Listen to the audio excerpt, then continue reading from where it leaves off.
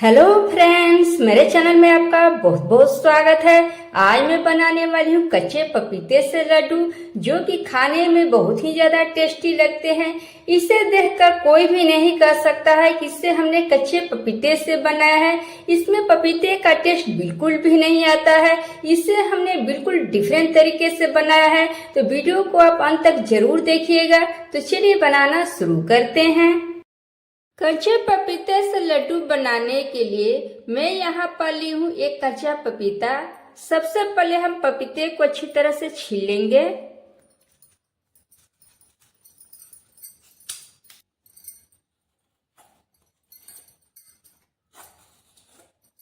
यहाँ पर हमने पपीते को अच्छी तरह से छील लिया है। अब इसे हम लंबे लंबे पीसेस में काट लेंगे।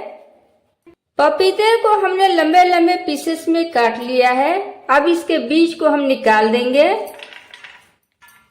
अब पपीते के अंदर जो ये सफेद वाला पार्ट होता है, इसे हमें काट कर निकाल देना है, क्योंकि यह कड़वा होता है।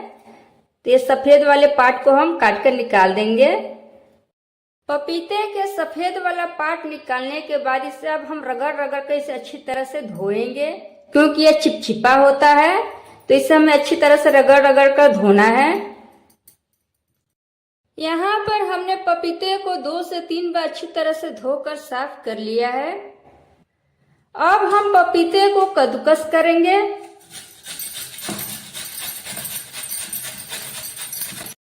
यहाँ पर हमने सभी पपीते को कद्दूकस कर लिया है। गैस पर हमने पानी गर्म होने के लिए रख दिया है। पानी हमारा गर्म हो चुका है। अब हम पानी में कद्दूकस किए हुए पपीते को डालेंगे।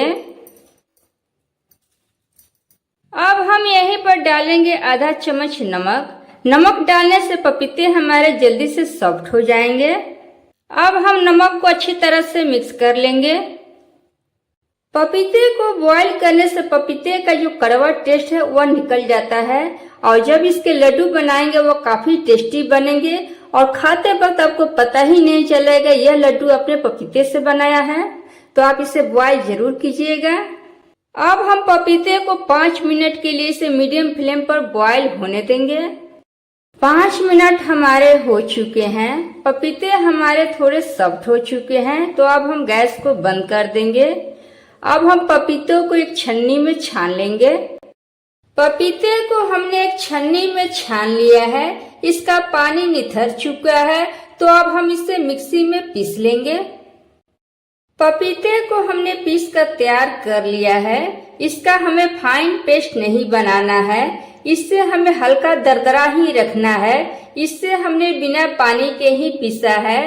पपीते को बॉईल करने से पपीता हमारा सॉफ्ट हो जाते हैं और बहुत ही आसानी से ये पिस जाते हैं। गैस पर हमने कढ़ाई रख दी है। अब हम कढ़ाई में डालेंगे 1 चम्मच घी। अब हम घी को मेल्ट होने देंगे। घी हमारा मेल्ट हो चुका है। अब हम पपीते का पेस्ट डालेंगे। अब हम इसे घी में अच्छी तरह से भूनेंगे।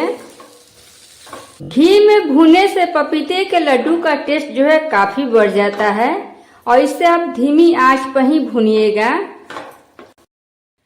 पपीते को आप थोड़ी थोड़ी देर पर चलाते रहिएगा, ताकि पपीता हमारा एक बराबर भुने। पपीते को भूनते हुए हमें 5 से 6 मिनट हो चुके हैं। पपीता हमारा थोड़ा ड्राई हो चुका है। तो अब हम यहीं पर डालेंगे चीनी। जितना हमने पपीते का पेस्ट लिया था उसका 1/3 भाग हम चीनी डाल रहे हैं। अब हम चीनी को अच्छी तरह से मिक्स कर देंगे। आप चीनी अपने टेस्ट के अनुसार जितना मीठा आप पसंद करते हैं उस हिसाब से आप डाल सकते हैं। चीनी डालने से मिश्रण हमारा गीला हो चुका है। अब इसे हम अच्छी तरह से पकाएंगे। अब हम यहीं पर डाल रहे हैं कलर के लिए हल्दी पाउडर। अगर आपके पास फूड कलर हो तो आप फूड कलर डाल सकते हैं, या इसे आप बिना कलर के भी बना सकते हैं। यहाँ पर हमने हल्दी को पपीते में अच्छी तरह से मिक्स कर दिया है। देख सकते हैं कितना अच्छा कलर आया हुआ है। कलर डालने से लड्डू हमारे दिखने में अच्छे लगते हैं। मेरे पास कलर नहीं था तो मैं यहाँ पर हल्दी पाउडर डाल रही हूँ। इसमें हल्दी का टेस्ट बिल्कुल नहीं आएगा क्योंकि हल्दी हमारी पक जाएगी। अब मैं यहीं पर डाल रही थोड़ा सा नारियल का बुरादा। अब इसे हम पपीते में अच्छी तरह से मिक्स कर देंगे। यहाँ पर आप ड्राई फ्रूट भी डाल सकते हैं। अब मैं यहीं पर डाल रही हूँ मिल्क पाउडर। इससे पपीते का लड्डू का टेस्ट जो है काफी बढ़ जाएगा।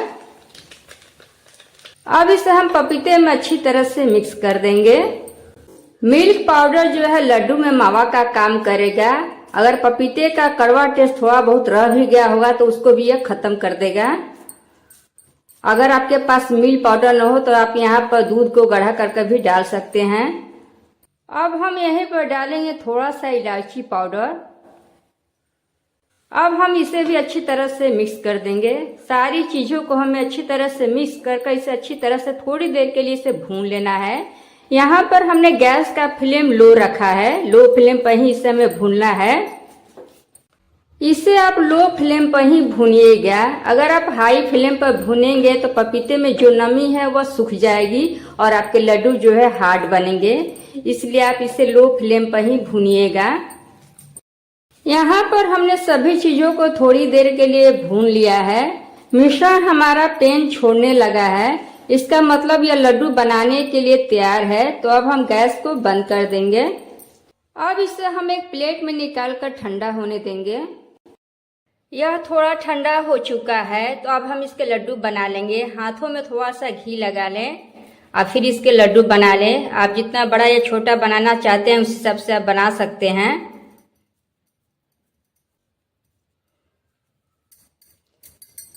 लड्डू हमारे काफी सॉफ्ट बने हुए हैं। यहाँ पर हमारा एक लड्डू बनकर तैयार हो चुका है। इसी तरह से हम बाकी लड्डू को भी बनाकर तैयार कर लेंगे।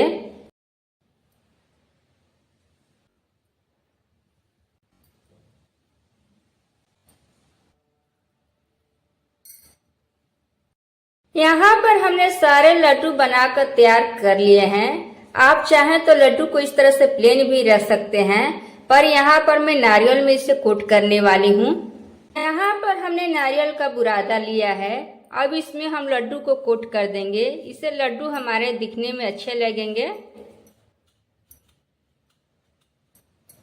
इसे ज्यादा हमें नहीं लगाना है, बस हल्का इसे हमें कोट करना है। इसी तरह से हम सारे लड्डू को नारियल के बुरादे से कोट कर देंगे। कच्चे पपीते का लड्डू हमारा बनकर तैयार है। इसे खाने के बाद पता ही नहीं चल रहा है कि यह लड्डू हमने कच्चे पपीते से बनाया है। यह बहुत ही ज्यादा टेस्टी बना हुआ है और यह टेस्टी के साथ साथ काफी सॉफ्ट भी है। एक लड्डू को मैं आपको तोड़ कर दिखा रही हूँ। यह देख सकते हैं कितना सॉफ्ट बना हुआ है। इस लड्डू के सामने आपको मोतीचूर के भी लड्डू फीके लगेंगे। यह इतना टेस्टी बना हुआ है तो आप भी इसे एक बार ट्राई अवश्य करें। अगर रेसिपी पसंद आती है तो वीडियो को लाइक करें, ज्यादा से ज्यादा शेयर करें ताकि और लोग भी इस रेसिपी का आनंद उठा सके। मिलती हूँ नेक्स्ट वीडियो में एक नई रेसिपी के साथ। तब तक आप देखते रहें मीना की रसोई।